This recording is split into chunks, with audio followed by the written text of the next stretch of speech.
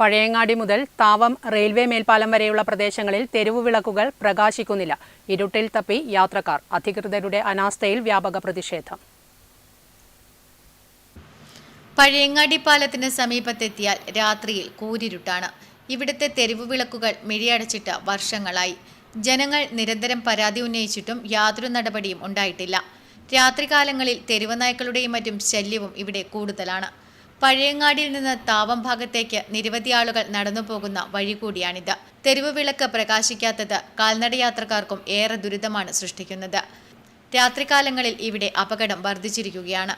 Pazhayangadi town അവസാനിക്കുന്ന സ്ഥലം മുതൽ താവം മേൽപ്പാലം ബീവറേജ് സ്റ്റോപ്പ് വരെ യാതൊരുവിധ വെളിച്ചവുമില്ല.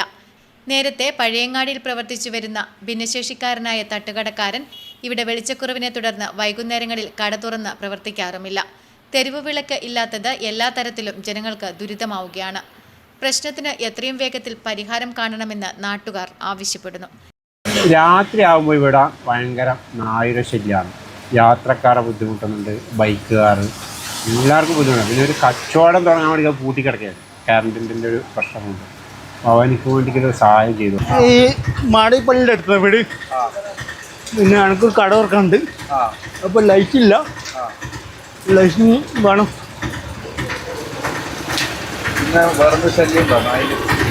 നായിൻ്റെ ശല്യമുണ്ട്. Network news, Pazhayangadi.